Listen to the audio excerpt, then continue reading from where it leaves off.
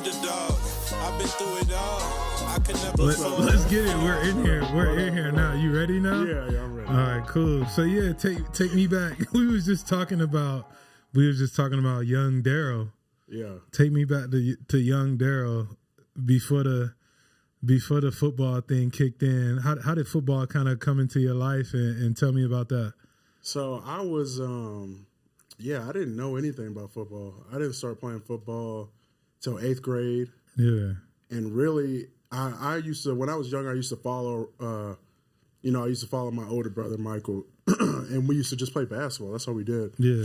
Play basketball, and that was it. Didn't know anything about football until I got in like 7th grade, and he got in, I think it was high school, and the coaches were pushing us to play football because I was a bigger kid in 7th grade, and my brother, he was like fast and athletic, so okay, they were pushing us, and I really didn't care. I didn't want to play, but then my brother was like, "Hey, yeah, I think I'm gonna play." So that was like my green light. So my brother's gonna play, I'm gonna play. So why not?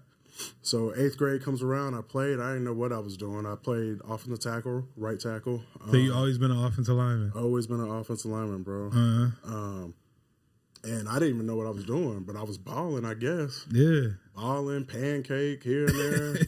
Didn't know the plays. I didn't know nothing. Yeah. And it just took off from there, you know. 9th grade, same thing. A team starting. Played a little D-line, but I was trash. Okay. But, yeah, just kicked off from there, bro. Yeah. You obviously end up going to University of Oklahoma. Yep. Tell me about that transition, going from a kid that didn't really know much about football into now you going to a school like Oklahoma, which is known for their football, I guess you could say that.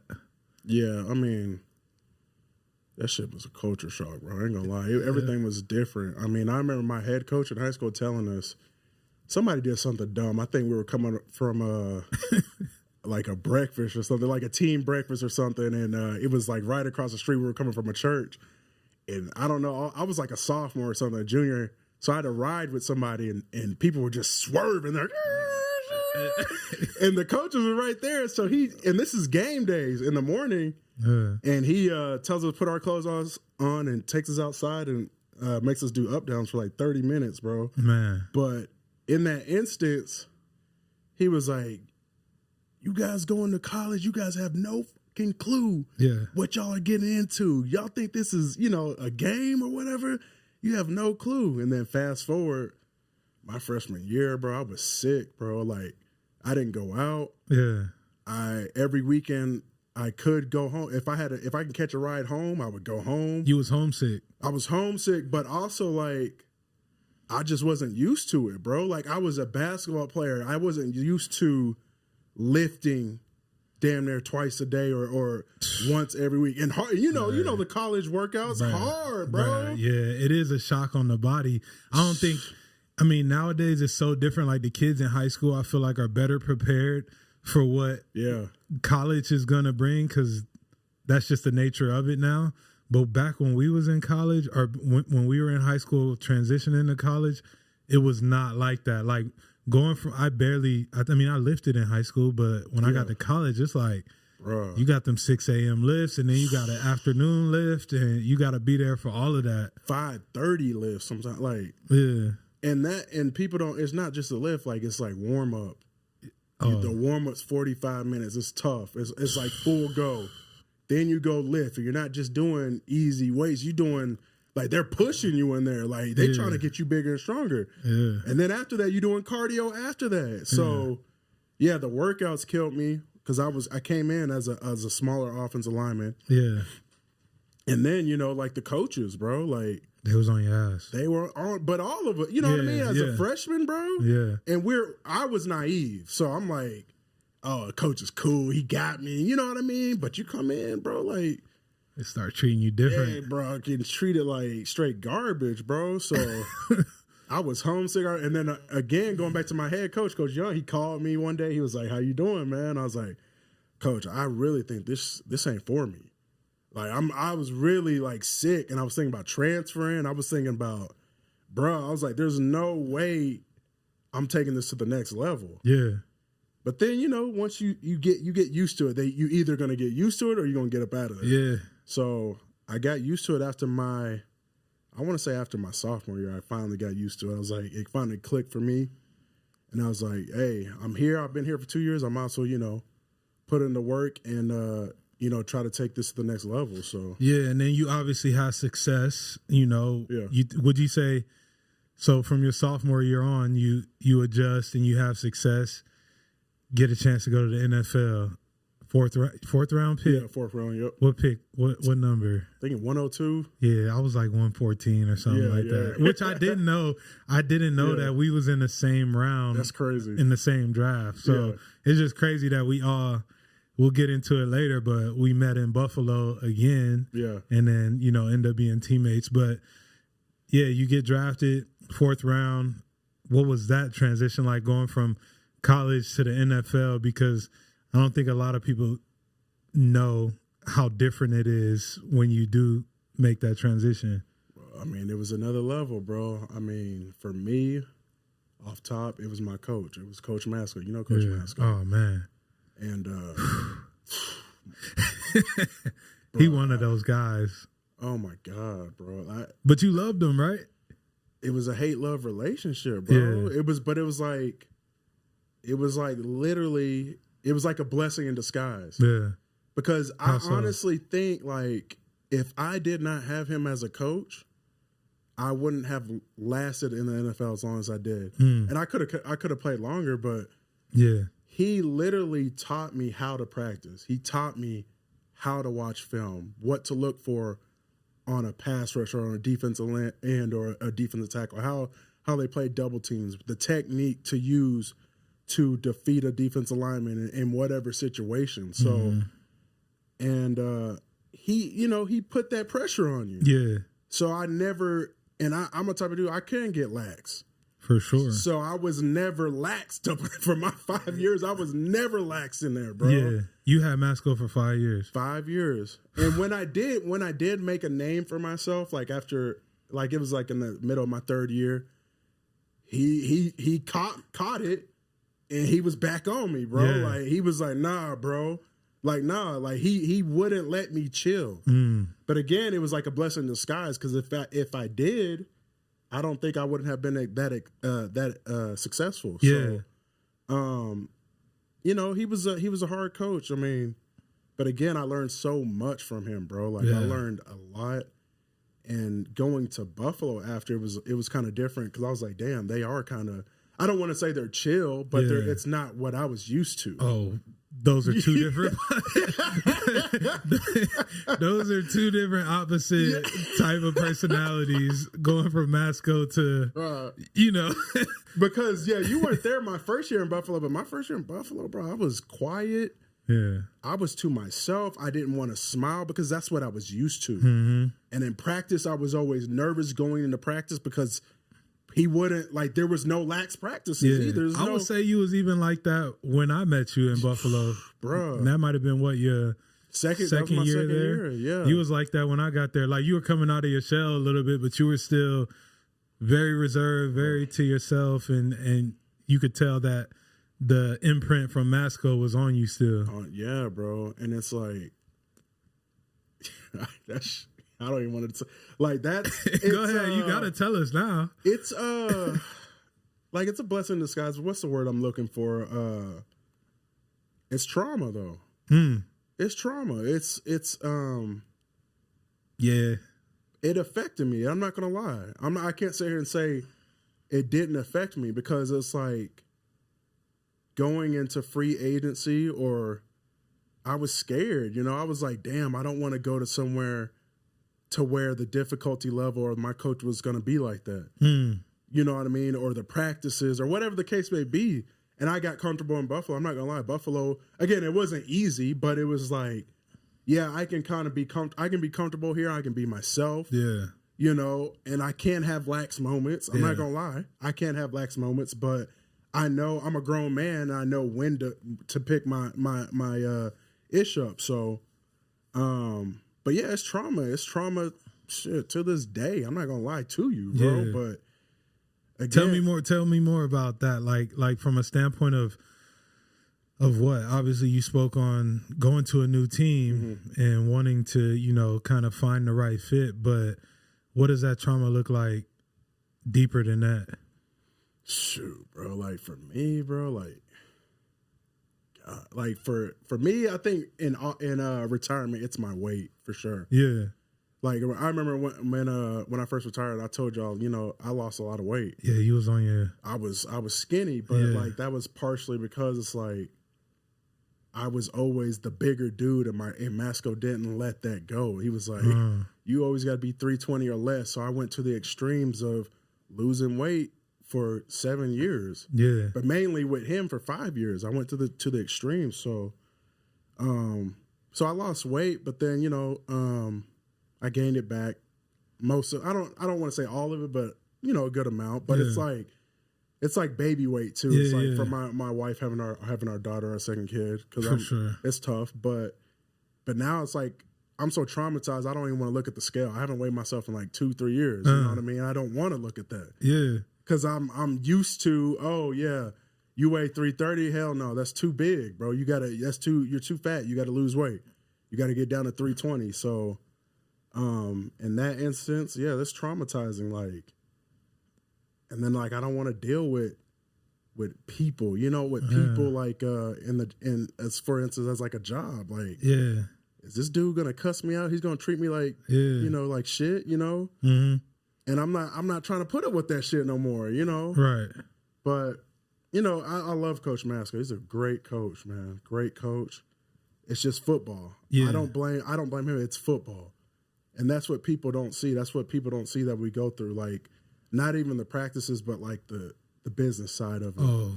And I'm not like, it's not, I don't want to say it's not bad, but it's like, it's tough though. Yeah. I mean, it's tough, but it's like this, it's just football. Yeah. But yeah, I guess that's what I got to say about that. I think, there's so many layers to it that people don't understand that guys go through. And like I didn't know that the weight thing was something that triggered you from your playing days. Bro. So like there's things that we still don't even know about each other that is so interesting and fascinating to me, and I definitely want to talk about that after we get done, like trying to get you past that. But you go on to Buffalo and have some great success in Buffalo. Play with Josh Allen, anchor an offensive line. You move from tackle to guard to all of these different spots that, is really a testament to your versatility. I know you probably wanted to stay in one spot. Yeah. Talk about that a little bit, because I remember when I got to Buffalo, you were in that midst of, I got to play tackle, but I got to play guard. Yeah. And I don't think a lot of people understand how difficult that could be on an offensive lineman. Yeah. I mean, it was tough because, again, my first year I had a great year. It's like I revived my career. Yeah. Because I was coming off an injury. I had lost my confidence. And off the injury, they at the Panthers, Carolina, they put me in different positions. Not my right tackle position. And you got hurt into your contract year. Like I was negotiating after my third. So get this, my third year. We got to talk about that. We got to talk about that. My fucking third year, bro. Second team All Pro. Yeah. So my head's like my confidence is through the roof, bro. In contract negotiations. So imagine second team All Pro. Contract negotiations, but the contract isn't, where you want it to be. Yeah. But you just got one more year, and my confidence is through the roof, bro. I'm telling you, I'm thinking like, damn, I'm about to be the number one right tackle in the league this year. No joke. Mm-hmm.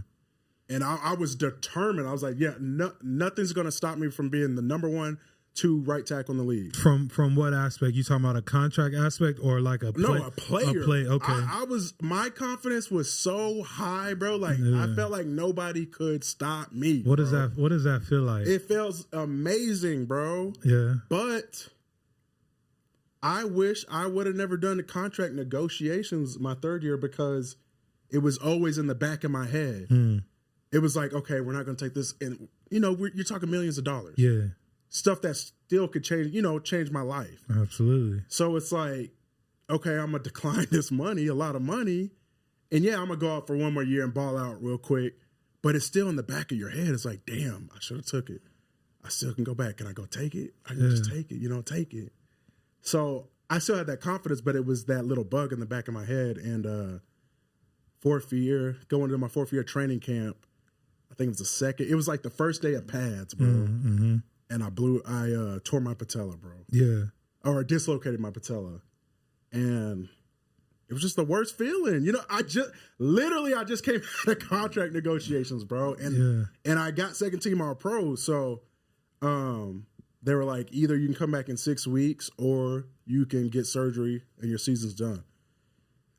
And so I'm just thinking contract. So let me come back after 6 weeks so I can get that contract, play, get a good, better contract than I was supposed to get. And that's what I did, bro. And I ended up rushing back to play because I think we lost like 4 of our linemen that year. People were getting hurt left and right. Yeah. People were getting hurt. And then the Cowboys, the first game was the Cowboys. And so everybody knows I'm from Dallas. Yeah. So Coach Master was like, oh, Darryl, I know you're going to play. You want to play against Dallas. I'm like, damn. So that's that pressure. Yeah. And then the training staff is like, oh, they pushing you. You're pushing you. Everyone's hurt. Like, oh, it's been 6 weeks. Mm-hmm. You look good. You know what I mean? What's crazy, bro, is that I don't think in the moment, I think now looking back at it, you're like, damn, they all had this agenda to push me to get back on the field early. But like in the moment, you're probably talking to yourself like, yeah, I can get back. Yes. I'll be all right. Like I can go play. Yes. But you don't realize the game that's being played while you're hurt, I mean, I realized it, but again, I was chasing that contract, bro. Chasing that bag. But it was dumb. It was still dumb. I still could have waited, but it's like you had pressure from the coaches. You had pressure from the training staff. I got pressure from my right guard because if I didn't play, he's playing right tackle that game. So it's like you're getting pressure from the whole organization, bro. So it's like, I was like maybe 60%. So I was like, let me just go out there. And, I was playing all right. I wasn't playing like I was. It was definitely showing that I wasn't ready to come back. But it was like the 4th quarter, I think it was maybe 9 minutes left. And my tight end, shout out to Chris Manhurts, he throws DeMarcus Lawrence. He literally throws him into the side of my knee, bro. The same knee. His helmet hits my knee, bro, and I blew out my knee. Like I tore my MPFL and my MCL with the. I've never even heard of the MPFL. It's like the top part. That's why I got these scars right here. Yeah. So, and then I was done, bro. I was done. What was that? Tell me what that feeling was like. Like that, you probably had a lot of regret around that point in time. What was that feeling like for you? Oh man, I was sick, bro. But I mean, my agents were telling me they're like, bro, even I know this happened. They were like, you're still gonna get a bag, bro. Yeah. They were like, you're still good. I was like, okay, cool. But it was like a countdown. Like I had to wait. Yeah. You got to wait till free agency. This was the first game of the year. So I'm in off season working my ass off, bro. Losing weight, doing everything to get my knees stronger, working my ass off, and I think. It's not free agency, but what is it when they can extend you? Yeah. So, the Panthers try to extend me again, but it was less than what it was the first time. Of course. So my agent's like, no, you're going to get way more in free agency. You're going to get way more. I'm like, okay, cool. So waiting, free agency rolls around. First day, they're like, yeah, you should be a first day. I don't know if you know about free agent, but it's like first day signing. First day is like the big money. The big money. Yeah. So it's like, yeah, you should be a first day. First day, I didn't hear shit. Yeah. I'm like, okay, you should, tomorrow we should be here or something. You got interest, and I had interest like Giants, some other things I can't even remember, but like there was interest, like people, talking to my agents. Second day goes by, nothing. Third day goes by, nothing. After that, it started getting scary. It gets spooky.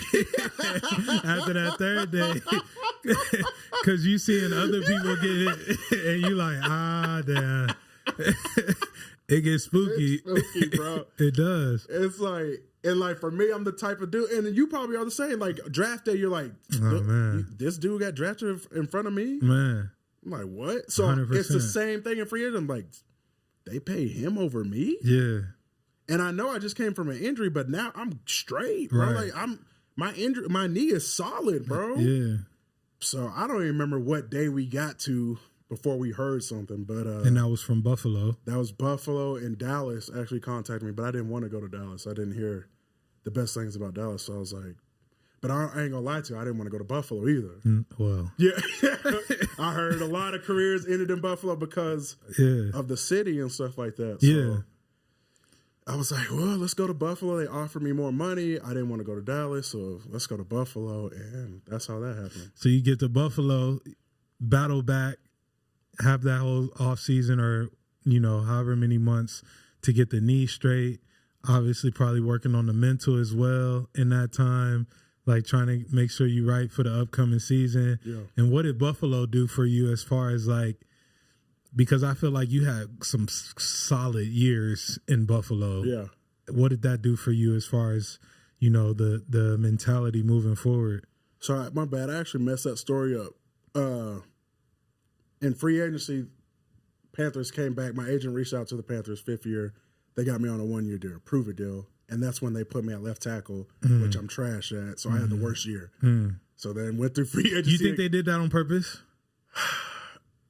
I think it was business, bro. I think they were mad I didn't take the first deal. Yeah. Or the second deal that they offered. We got a new owner, Tepper. They just drafted my boy. Well, they drafted my boy, I think, a year or two before that. He played right tackle. He's a Taylor Moton, solid right tackle. Yeah. So I really don't blame them for that. And but it's like they knew I couldn't play left tackle. Yeah. My coach master, I can't play left tackle. Everybody know I can't play left tackle, bro. Yeah. So, and they told me in OTAs, they didn't even tell me when I signed, bro. Like they told me in OTAs, I'm like, damn, bro, I'm fucked, bro. Like, yeah. But I was like, everybody's hyping me up. You can do it. So I'm literally working my ass off the whole offseason to play left tackle, bro. And what's crazy is you could put in so much work. So much work, bro. And it still never clicks with your body. It's not, bro. And people don't understand how hard that shit is, It's so hard. Like, it's so hard to flip sides. It's hard, bro. I always told everybody it's like wiping your ass with the opposite hand. Hell yeah. Like that's literally what it is. Like everything feels wrong about it. Like, let's give a shout out to people like you, me, or whoever else that can play both sides and even center. Yeah. That is a true blessing, a true talent, bro. That's just tough, bro. But it sucks because the more you can do, the less you get paid. The less you get paid, bro, because you're just being used at that point. And that's how I felt my last year with Buffalo, man. My second year with Buffalo. I feel like you never spoke on the end of Buffalo. I didn't? I mean, I've heard you kind of voice your frustrations with it, but I'm saying, oh man, no, I don't think people know. Everyone's like, what happened to Darrell Williams? Damn, like, I probably didn't, and it's just we've never heard. Yeah, I didn't say your side. Right. like people that was in the building know. Yeah, but like we never heard your side of the Buffalo situation coming to an end. Yeah, well, shit. Let me take you through it, I guess. For the underdogs. Yeah, for the underdogs, for real, bro. Like, so like I said, I just came off my 5th year with the Panthers. Confidence at an all-time low. Had a trash year, and I come to Buffalo. I don't know what to expect. I don't know where to play, where they're going to put me to play. But they were like, bro, we're going to keep you on the right side, whether it's right tackle or right guard. And I was cool with that. I was like, as long as I'm on the right side and you just give me time, I'm straight, bro. I'm gonna be solid for y'all. Yeah, and that's what they did. They were going back. It was like me, they were trying to figure it out where we all fit together. It was me, Cody, I think Tynazeki, somebody else. So, but they ended up telling me, hey, you're gonna start at right tackle in training camp. So I was like, okay, cool. Mm-hmm. And I just started balling, bro. And you were balling, bro. Yeah. But it was like, I was literally, and this is why I said it was Coach Masco was a blessing in disguise. I was literally doing everything Coach Masco taught me. And no disrespect to our O-line coach at the time, but that's what I was doing. Yeah. And I was balling. That confidence started going back up. And after I played, we played the Steelers. I think it was like deep in the season. TJ.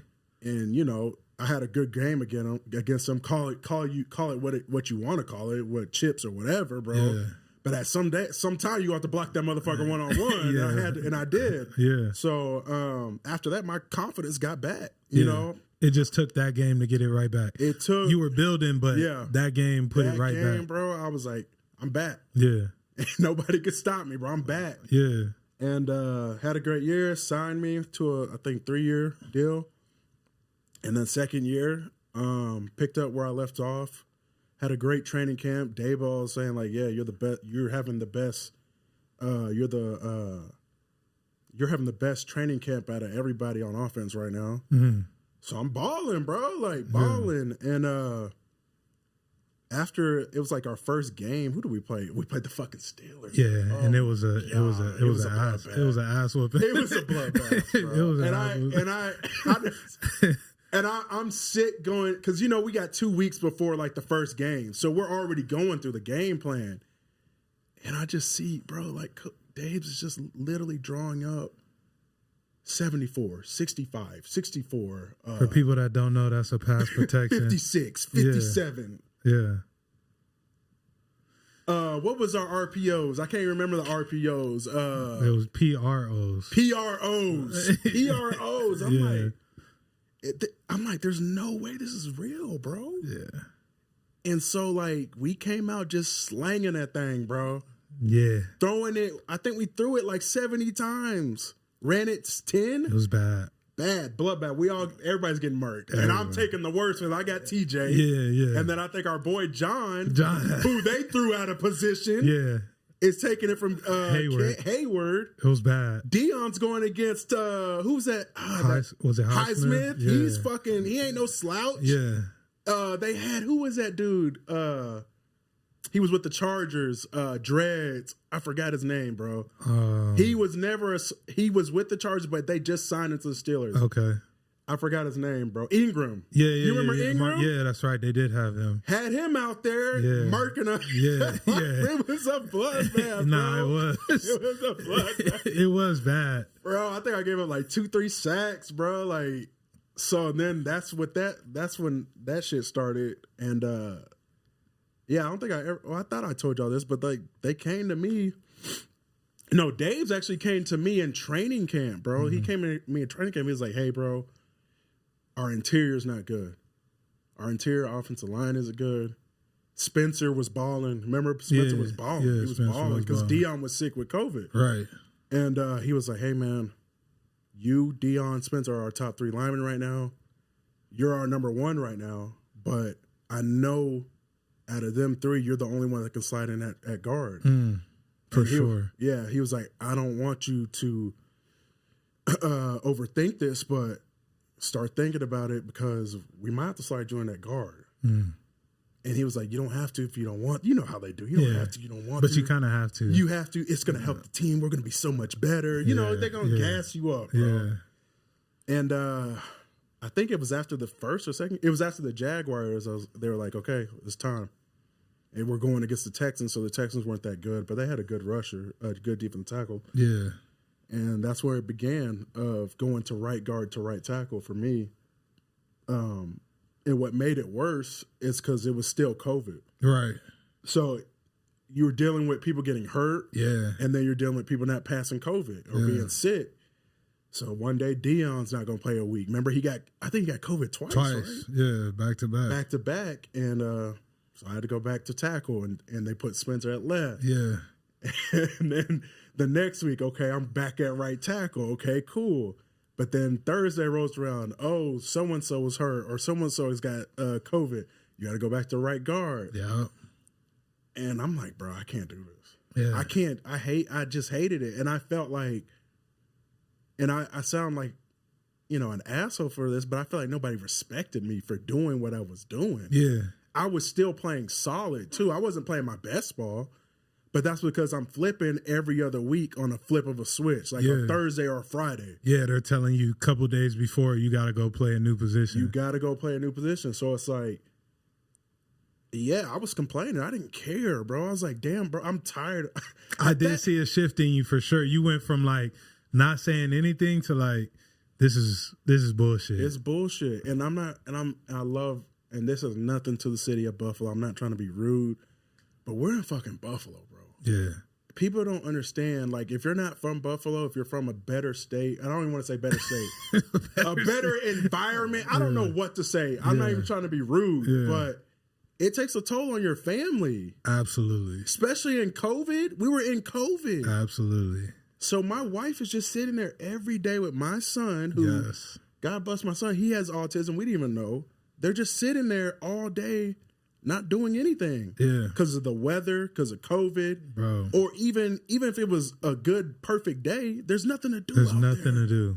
And no disrespect to anybody over there. No. I had a great 2 years there, but it's hard. It is hard. It is hard, which is probably one of the reasons why I didn't go back. I had the opportunity to go back to Buffalo after that year, and I'm just thinking to myself, the toll that it takes on your family, the seasonal depression you get, not seeing the sun for like 3 weeks. God, bro. Like, it's tough. The only bright spot about it is game day. Yeah, yeah. Other than that, it's like, and that's what happened with us. So fast forward to free agency.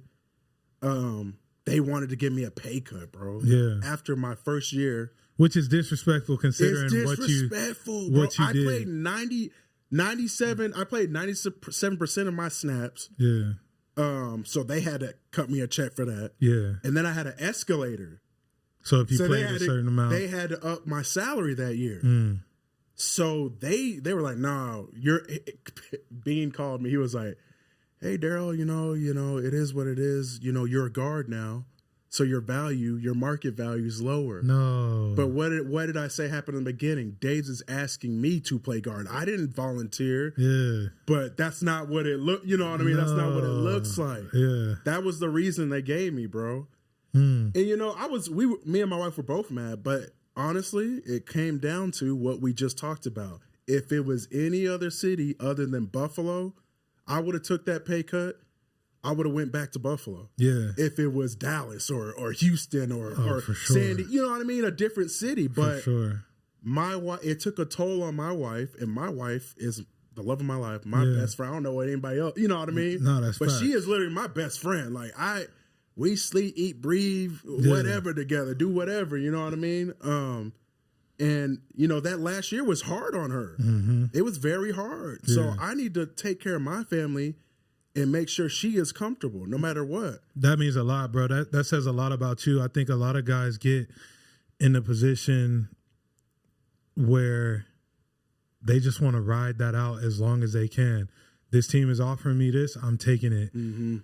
I was also in a position of like, let me think about where my family's going to be before I decide to go back another year. Exactly. And it says a lot about you because a lot of guys can't decipher between how their family feels versus this paycheck that's being offered. Exactly. So kudos to you, bro, for even, having the mindset to put your family first. That means a lot. Yeah. I mean, it's like, I had a good career. It's a blessing, but it's like for the underdogs, bro, like we went through a lot of shit, bro. Yeah. And at that point, I'm 30 years old, bro. I'm tired of dealing with this shit, bro. I'm sorry, bro. I'm tired of dealing with it, bro. Isn't it crazy how mentally you just, I don't want to say tap out, but you get fed up. Yeah. And it's just like, I can go do something else. Yeah. Like at one point it was like, yes, this is my happiness. Like I'm loving that I have this opportunity. And then there's like this period where it starts to get sour to you. Bro.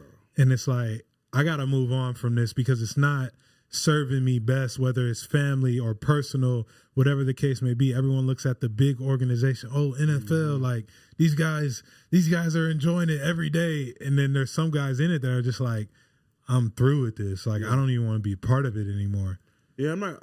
I mean, honestly, bro, when I first got in the league, I was like, God damn, bro, I really want to get out. I ain't gonna lie. Really? It was tough. It was tough for me, but yeah, I was honestly, I was chasing a bag, bro. That's all I had to get, financial freedom. That's all I had for me and my family, to get that financial freedom. So yeah.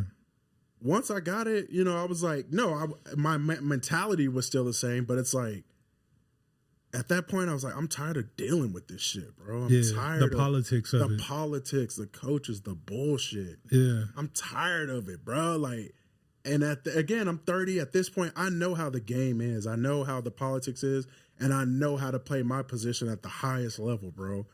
So it's like, I can't deal with this, and then my wife isn't happy. She's not happy, so that's a wrap for me, bro. Yeah. And then I didn't take the pay cut, so I'm technically a free agent, and they tried to come back to you, right? Oh my God, they didn't want me. They wanted me to come back. Yeah. And then I was just like, no. I just kept saying no because I'm not putting my wife in that situation. Like I could still do it. Yeah. I told her I could put up with Buffalo. I can, but she can't, and I don't blame her. Yeah. I don't want to see my wife down or not happy, it's tough. And depressed, seasonal depression and all that. Like, and I'm not happy at work, so I come home to, not a not so happy household. So I couldn't do it. But again, what did I say? Blessing in disguise. Like, I was a free agent. I was looking for the right fit, looking for the right place, and I had some knocks on the door, but it was like workouts. I didn't want to do that. I ain't gonna lie. I didn't want to do that. Bro, what was that, year 8? Yeah, that was 8 coming up. You shouldn't even have to go do a workout. You have a resume. Bro, my last game was the overtime, the Kansas City overtime. Yeah. I'm like, why do I got to do a workout? Yeah. But I probably would have played, but like my wife got pregnant. Amber got pregnant. Yeah. So I'm like, I'm put in that position again. I'm like, I don't want my wife to travel. Wow. Here, there, while being pregnant. Yeah. I'm like, let's do it right this time. Yeah. I want her to be comfortable. I want her to be safe. I want my daughter to be safe. Absolutely. So I was like, yeah, it's a wrap. Let me retire. And, I'm not going to lie. I was looking to retire for a long time, but that was like the say all be all. It's like, yeah, I'm not putting my wife through that again. I was going to ask you, did you feel like retirement was the option at that time? Like, did you feel like, no, I'm going to find the right situation, or I'm done with this, I'm ready to move on? Because for me, like you said, I think when we had our daughter, for me, a lot of things started clicking, and I'm like, I'm not moving my family. The people that know me, like, I was what they consider a journeyman in the league. Like, got it out the mud. Yeah. Obviously, 4th round pick, but like 4 games into my rookie year, coaching staff gets fired. I'm basically a free agent from rookie year on. That's crazy. Yeah. So I had moved around a lot, and I had battled and start bench, like all these different scenarios. That it got to the point where I was in like year 8, and I'm like, bro, I got the family. Yeah. I got enough to do what I need to do. Like, this lifestyle ain't for me. It ain't for me. But I don't think I was prepared for what retirement brought, given where I was. Like, I didn't know how the transition would be. Yeah. Were you prepared for what came with retirement when you decided to hang it up? I'm going to say yes and no. Like, I had a plan. I always had a plan. I was like, I'm going to go coach. I can be a coach, and I'll be happy with that. Yeah. Coaching O-line. And we got to talk about Trench Mob Academy, too. Yeah. So, but in retirement, me and my wife were just sitting there, and we're like, damn, bro, like, do I really want to coach? Because, like, I'm not even trying to be rude, but they don't get paid a lot. It depends. I mean, I don't know how it works out here, but like, if you're a head coach, yeah, you're going to get 6 figures, but like 7. Where? I'm talking about for high school. I'm not. I told myself I'm never coaching college or NFL. Okay. I was we just talking high school. Just flat out high school. And I feel like if you coach in high school, you're doing it because one, either you absolutely want to level up to get to like a college or something like that, or two, you just enjoy being around and developing the young kids that you're working with. For me, it was like, I wanted to develop kids and be a head coach of a high school, but I was like, damn, I don't want to put all those hours in. It's a lot of hours. It's still a lot of hours. Some in Texas. Oh, Texas they be football. Doing stupid. I'm like, Texas football is like NCAA. Yeah, so I'm like, I'm not trying to put all them hours in, and not to be disrespectful, not for that much pay. Yeah. I'm definitely here for the kids and the fun of the game again. Yeah. And getting, the kids right, teaching them the right way, how to play football, and obviously getting wins, but I'm like, damn, I'm not trying to put them hours in. I just got out from the NFL. Man. And I'm not comparing hours to hours, but still it's like I want to spend time with my family. Yeah. Especially with the newborn and stuff like, and my son. So I was like, I don't want to do it. I still want to do it, but it's like I don't want to make that dedication yet of those hours. So it's a commitment for sure. Yeah, so that's when Trench Mob kind of came along. Like I had a friend, Blaine Clausell. You met him at the camp. Yeah. He was already training kids in Mississippi. And then one of my other friends, he always had the idea to train kids. It was like, oh, you would be good at it. I was like, let me try that. Yeah. Why not? I had the resources. And I was inspired to coach, O-line and kids, the right way. So why not start my own deal up? You know what I mean? Do it my own way. And that's how Trench Mob came about. Yeah, and Trench Mob is solely focused on offensive linemen. Mainly offensive linemen. Sometimes I train D linemen, but I send them to other guys in the area. You focus on specifically offensive linemen, which has been dope. I did a camp with you maybe a year and a half ago or so, which was super cool. What kind of like satisfaction does it bring to you to be in that space and like helping these kids out? You said you had a coach, Matsko, which had a huge imprint on how you moved forward in your career. Mm-hmm. And I'm sure a lot of those guys look to you in that sense as well. So what kind of satisfaction does it bring to be working in that space and have your own thing, being Trench Mob Academy?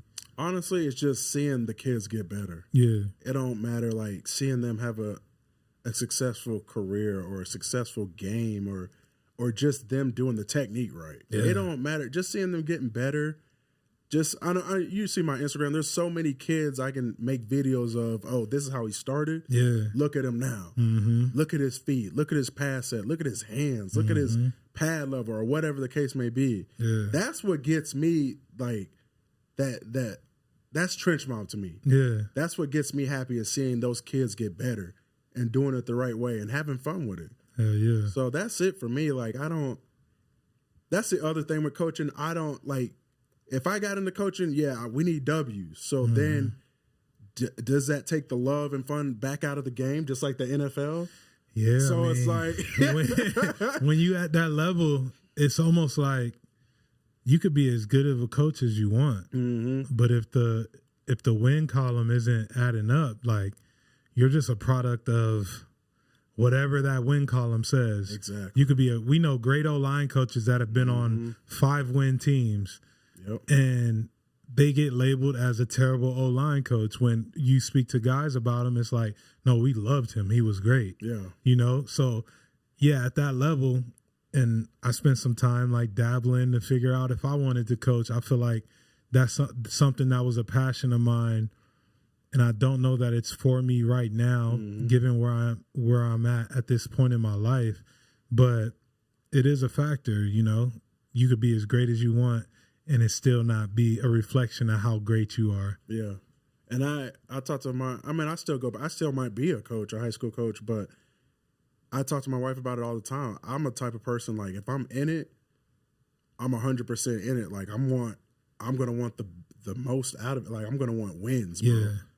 I'm going to want the kids to be disciplined and do it the right way. You're competitive, bro. I'm competitive. I want to, like, if I'm going to coach high school, I'm going to want to be a head coach. Yeah. I'm going to want shit be done my way, and we going to get these wins, you know? So, and that's the other thing. I don't think I'm ready for that yet. In what sense? As far as being time consuming.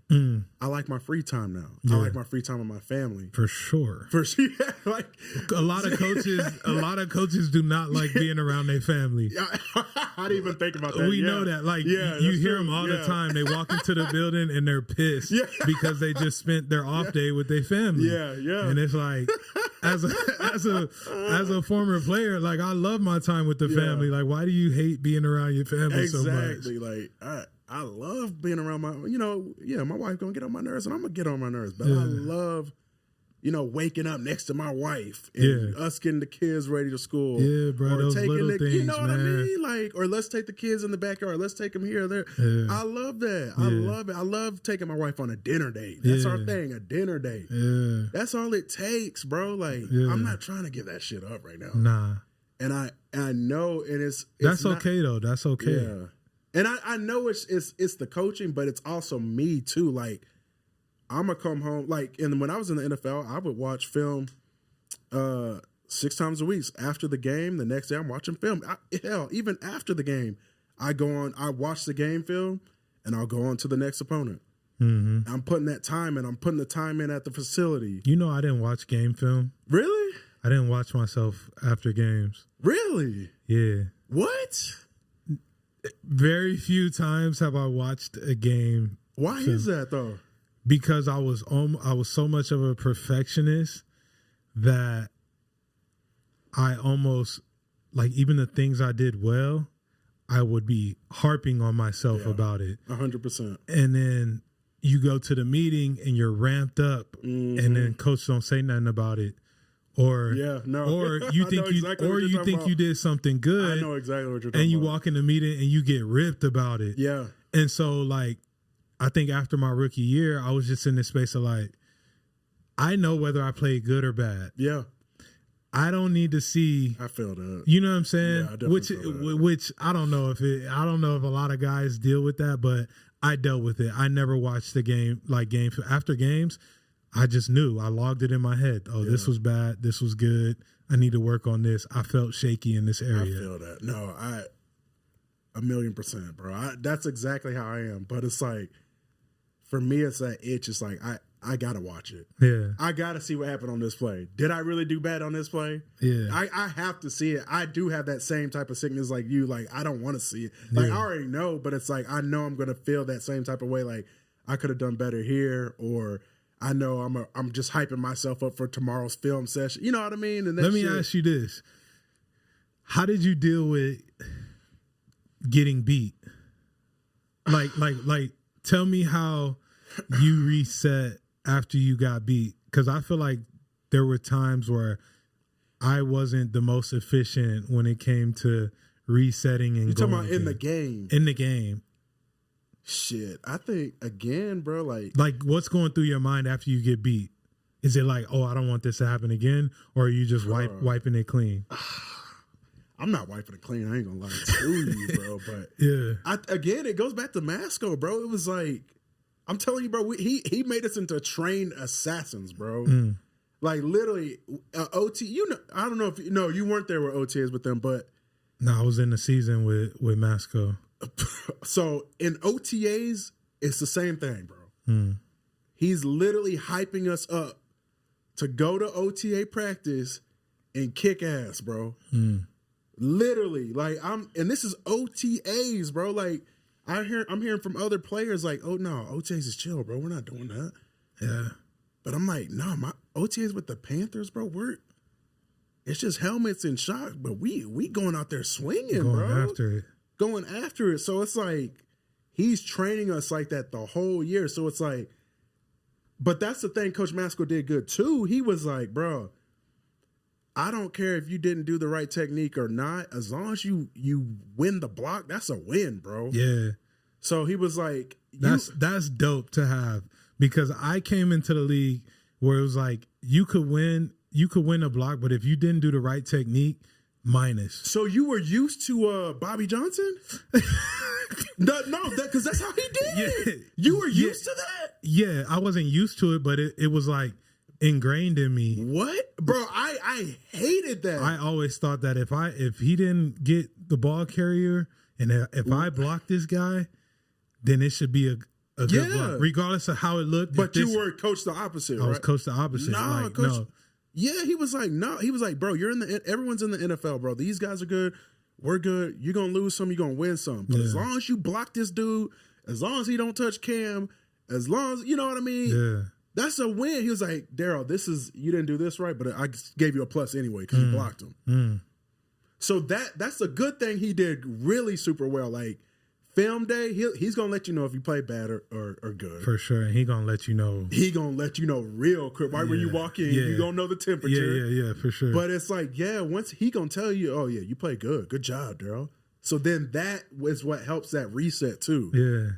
I know, okay, yeah, I might have fucked this play up during the game. It's going to hurt. That shit sucks. But it's like, I know if I go out here and keep kicking ass, Coach Master's going to appreciate that, and I'm still going to grade out a high grade. Yeah. I think I care too much sometimes. Yeah. I think that could hurt you. No, exactly. Caring too much about your performance. Exactly. 100%. Like when you got guys that just like, I'm just going to play this game. Nah, fuck no. I'm not like that. Nah? Nah. But no, what fucking hurts, bro, is Bobby Johnson grading you off a technique. I'm sorry, bro. That's what hurts. Yeah. And you look at your grade, you know, like you said, I know if I play good or bad. Yeah. So you walking out, oh yeah, I played good. But you got him, he got the fucking grade. Your grade is like literally a 40. Yeah, you got minuses all over your You got minuses, and it's a thick stack of paper. Yeah, bro. And it's like, oh, you didn't do this technique right, but I blocked the mototherfucker. Yeah, I might even got a fucking pancake. Yeah. But if you didn't do the technique right, it's a minus. You got me fucked up. I'm sorry. I'm animated. But that shit used to, I'm telling you, that shit used to piss me off. It hurts, and it messes with your confidence. Messes with your confidence, because you walking in the building like, I did my thing. Yeah. And then you get that paper, and it's like. And it's just weird, because like, again, I told you, my first year with Buffalo, bro, I was doing everything. I didn't do the technique Bobby Johnson told me, rarely. Yeah. Doing what Masco told me. I'm balling, bro. Mm-hmm. He really wasn't saying shit to me. Because you balling. I'm balling, but now I'm doing your technique, all this shit. I'm not doing the best. And now if I don't do the right technique, but I block him, it's a minus? Right. I hated that, bro. I'm sorry. Nah, I feel that. You mentioned playing with Cam. Yeah. You play with Cam, you play with Josh. Yeah. Two similar style quarterbacks. Yeah. Give me your take on Cam, how it was playing with Cam, because that was when Cam was the Cam that we, all love to watch. And then give me your take on Josh. Obviously, I played with him as well, but I just want to know your opinion on both of those guys and how it was playing for them and blocking for them. For both of them, bro, honestly, if them motherfuckers get it in their head that they can't be stopped, they're not being stopped. Nobody's stopping them. Nobody's stopping them. Simple as that. Two simple type players. If Cam, like 2015, that's how Cam was. And that was my rookie year. So I was coming to my rookie year, but like that's how he was, bro. He had the confidence. He always had confidence, but like he just couldn't be stopped. And he knew it, bro. He knew it. Yeah. Same with Josh. But now you see Josh now, if you still watch, his confidence is sky high. It's scary. Yeah, it is scary. It's scary. It is scary. And like the thing with Cam though, I don't know if people realize he never had the weapons.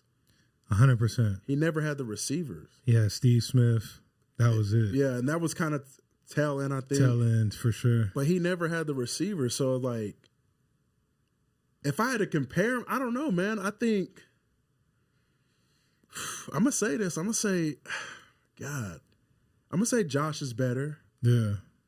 I mean, for sure. I'm going to say it because Josh is still, like his potential, I think his potential is still high. Yeah. Like, but you can look at it too, like Cam never had the weapons. The number one type receiver, like Josh had Diggs. Even now, they didn't have like the best weapons. Well, they had really good weapons, but they didn't have like a number one receiver. Yeah. But they still had good receivers. Yeah. Cam ain't really had no amazing receivers, you know? Yeah. So it's hard to compare, but like, them motherfuckers is good, bro. Yeah. Yeah. It's crazy you played with two of the similar style quarterbacks. I think Josh is a better thrower of the ball than Cam. That's not a slight at Cam's ability, but I just think Josh can kind of get the ball anywhere that he wants, a little easier than what Cam could. And I wish we could have saw more of Cam. Like I wish he was in a position where he's still playing in the league and we could see him. It's almost like a Geno Smith, we're seeing Geno revive his career and he's 13, 14 years in. Like I wish Cam got that opportunity because I think he changed the game for a lot of guys and he doesn't get the credit for it because his career didn't go as long, Bro, he does not get, I don't see why people don't like him either, bro. Like, you have to really and I didn't, again, it was my rookie. Even, I'm a shy dude, so I didn't really talk that much when I was in Carolina, but, he's a good dude, bro. I think his confidence rubs people the wrong way. Yeah. When it shouldn't, but I think it does. I think people take his confidence for, he's arrogant. Yeah. When, I don't take it as that, but I'm saying I think that's what people's perception of Cam Newton is. It's just sad. Yeah, it's sad how people talk about him, but he was a great teammate. Yeah. And Josh was a great teammate too.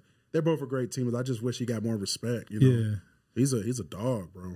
I loved how Josh just kind of went around the building. He's just he was chill. Right, he's like the biggest kid, just joking and playing all these little jokes on people.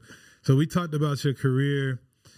I want to know if you spoke about some of the things that you went through and how you overcame them and things like that. But I want to know if you have any regrets that still, go through your mind when you think about your career, or are you okay with how things turned out, or what does that look like for Darrell Williams?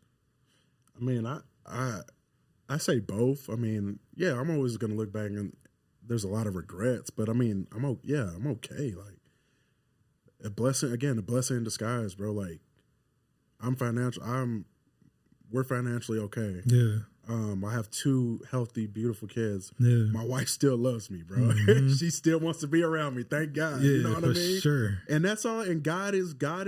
God is good. Yeah. So that's all I need. There's a lot of regrets. I mean, but doing what we did, there's always going to be regrets. Going through what we did with the NFL and being at that high level, there's always going to be regrets. There's always going to be mistakes or bumps in the road or whatever, bro. We made 8 years, 7 years. That's, what was the lifespan? 2.5, 3? Yeah, 2.5, 3. We made, we can say we made it, bro. So yeah, I'm good. I got regrets, but I'm straight, dog. I just got chills when you talked about that. Yeah. That's crazy. Because I think for so long I gave myself a hard time about, we both said it, we could have played longer, but making that decision to move on is tough. And I think for so long I was a little blinded by what I actually accomplished in the league. And I think the reputation says a lot. When I do speak to people that are still in it, it's always respect. So I know I handled myself the right way, but in the time I didn't know what I didn't know, you know? So I just always get chills when I think about damn, yeah, you really did accomplish a lot and you're respected for what you did, amongst your peers. So that means a lot in my opinion. I don't know if you feel the same way. Yeah, I mean, people don't know how hard it is, bro. They just look at us through the screen, bro. They don't know what we're going through. They don't know what politics are we going through. They don't know what a coach said to me or what happened here or there. They don't know. And that's why the NFL is a secret society or any type of high level demand, I guess, organization or whatever. And we are blessed to say that we did it, bro. Yeah. It don't matter how much money you made, how many reps you got or whatever. We did it, bro. It don't matter. Nobody can take this away from us or anybody in that did what we did. You know what I mean? You can't take that shit away from me, bro. Yeah. So Yeah, I mean, I'm good, bro. Most important thing to me is God and my family. God and family. So I'm happy where I'm at. Man, I love that, bro. Yeah. I appreciate you pulling up, man. This conversation been dope. I'm happy that you out here in Arizona. Get to spend some time with you and wifey. Me and wifey get to spend some time with y'all. I'm excited about that. So thank you for pulling up, dog. You good now? Yeah. You not too hot or nothing? I'm straight. I'm all right. I'm all right. Cool, I'm straight, bro. though. I appreciate it, though. Yeah, I appreciate you, bro. Hell yeah, that's dope, bro. I appreciate you guys listening to this episode of For the Underdogs. Make sure you like, share, subscribe, download all those good things. Tap in with my guy, Daryl Williams, under Trench Mob Academy, and I'll see you guys soon. Yeah, for the underdogs, I'm an underdog. I've been through it all. I could never fall. You know I stand tall. I be on